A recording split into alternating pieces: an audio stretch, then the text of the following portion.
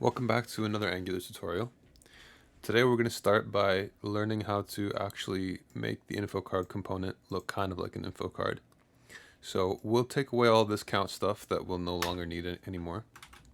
And we'll also go to the HTML wherever we were using it, and we'll erase that as well. Leaving this little paragraph so that we know this is wherever it's going to be located in the HTML. It's really easy for us to reference the website and see where the info card should be.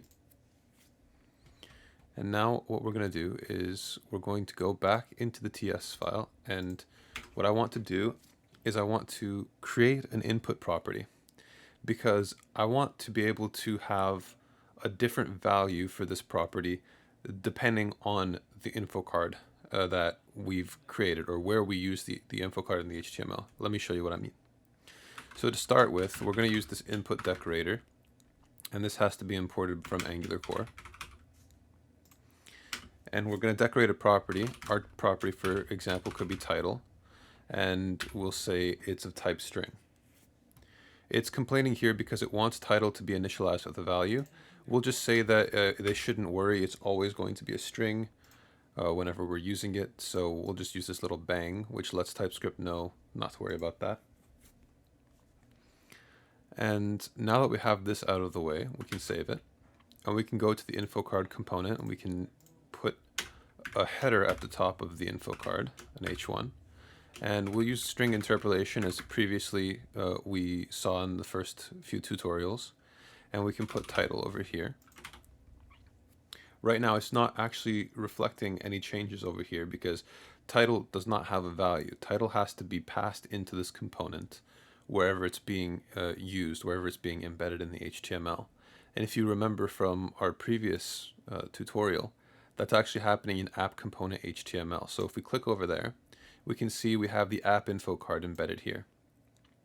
With the change that we've made, what we can do is we can actually pass a value to title over here wherever we are embedding the app info card in our HTML.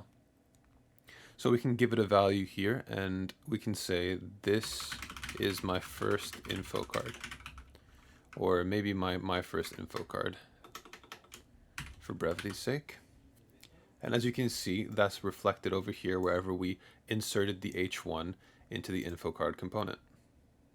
This looks a little bit strange. Let's just make everything capitalized.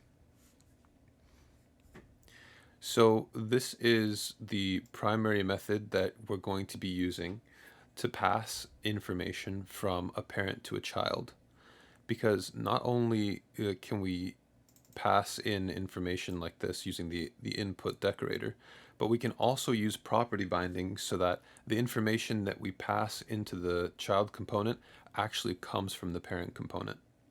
And we'll get into that a little bit more later. Now let's look at the styles. Let's center it all. Okay, maybe this is a little bit clearer. Now, if we want to go back to app component HTML, wherever we have our app info card, and we want to create a new one, we can give it a different title. And this is kind of the strength of components, is that we can create multiple but give them different properties so that they kind of come out a little bit differently or come out according to our use case. So my first info card, my second info card. As you can see, it's very easy to replicate it and just give it a little bit of a different information here. Now let's say we want to give these info cards background colors. We can do this exact same idea wherever we input the value through this input property. Let's go back to the info card component, and not the TS here, and let's do this again. Let's decorate a property called BG color, and this is going to again never be null, or we can just give it a default. Let's say the default is going to be light blue. Okay, let's save this. Now this is where we get into our first directive. Directives are Angular's way of giving logic to an HTML. So it's all well and good that right now we have a background color, but obviously it's not going to automatically reflect on our HTML. We have to go to the HTML wherever we would want the background color, and we have to specify that the style here is going to be of that background color. How do we do that?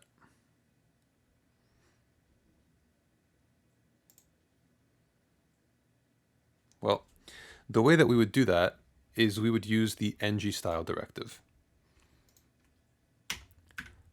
Let's wrap our entire card in a div. So that way we can attribute a style to this div and it'll be given to everything that it wraps. What we can do here is we can do property binding to this ng-style directive. ng-style could then take a background color, and that background color can come from our logic, our code. So what we called it, it was BG color. Now if we save this, did we call it BG color? We did.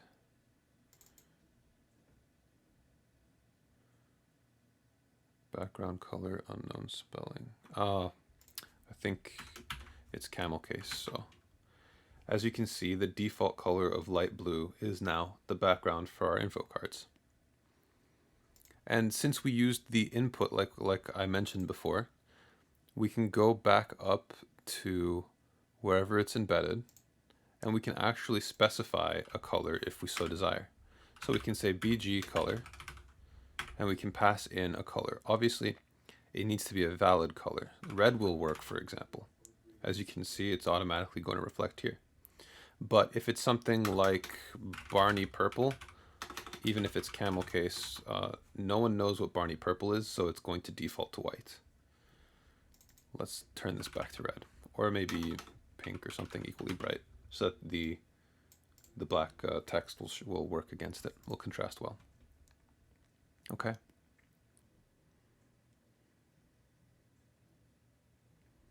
All right. Now to wrap up this video, let's give this more of a practical feeling. Instead of just leaving these as info cards, let's make them question cards. So kind of like a quiz. Instead of a title, let's say we'll give them a question like, what is the capital of Canada? And it'll reflect. And then we can also add another property which should be the answer to that question. Let's go back to the TS, and we'll have the exact same kind of an input idea, except we will give this name of answer. And the answer will be displayed right underneath the title in this paragraph. Instead of info card works, since we already kind of have a good idea of where they are because of the background colors now, we can just take this out and we can replace this with our answer. Now let's go back to wherever they're embedded and actually give it an answer. In our case here, the answer should be Ottawa. Okay. Now, one of the things that we can do to make this a little bit more practical is we can give it a button to show or hide the answer in question, depending on whether or not you're still thinking about the answer, so as to not give it away. The way that we can do that is we can go into the info card component and we can add a button here. We can say show answer. The same way we did for the increment count, we can give this a click event binding, and we can put this show answer function that we're going to create in our component. I'm not going to save this yet because I don't want the unsightly error to appear here. Instead, first I want to create show answer on our component. So let's go here and we can say show answer. Now, how do we want our component to be able to tell whether or not it should be displaying the answer? It should keep track of it as a Boolean in the state, probably. So let's make a property over here and set a default of display answer. We can set a default to be false. So initially, we're not going to be displaying it. We don't have any logic yet in show answer, but let's just save everything up. And you can see we have the buttons here. Okay. So let's take a look at our next directive. Like I mentioned before, directives are Angular's way of passing logic to the HTML. We have a conditional directive called ngIf that will only conditionally display the HTML element that it is attributed to. We can give it a condition that will evaluate to a Boolean of true or false, and that will determine whether or not it will be displayed. Let's bind that to our property that we just created on whether we want to display the answer or not. So the way we do that is we'd say ngIf, and we could bind this to our display answer property. As previously shown, normally whenever you were to bind something from a property to an HTML element, you would use these square brackets. This does work with ngIf, but it only works if it is used within an ng template. So it would be looking something like ng template, and then exactly the same over here. And we could embed all of this into this ng template. This would work. As you can see, Ottawa is no longer showing because the default value of display answer is false. So it's not going to be showing here. Although there is a shorthand way of doing this. And for that, we go back to what we were doing just before. We just take out the ng template altogether. And there is a different notation that we can use here instead of the square brackets for the binding. For this directive, we can prefix it with an asterisk. And what it's going to do behind the scenes is it's going to take this implicit notation and actually expand it to wrap it all in an ng template, as you saw before. But this is just a faster way of writing it, and it provides a better developer experience. It's the way that I do it, and I think the easiest way of doing it. So if you save this, the same thing will happen. Now that we've got the binding of the conditional display out of the way, what we have to do now is we have to change the value of that conditional display property whenever this button is clicked. So let's go ahead and do that. We just need to go back to the TS, and we need to change it from false to true. We can just say something like this dot answer equals not this dot answer, and that's going to flip the value of it. Boolean is not assignable to string. Sorry. This dot display answer not equal this dot display answer. Okay.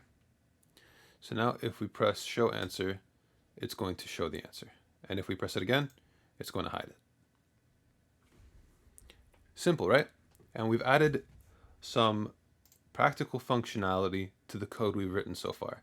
Now what we can do is we can create a collection of questions and answers, and we can create a little quiz for ourselves. And that's exactly what we're going to do in the following tutorials. Thanks for watching. I hope you learned something, and I hope I'll see you in the next one.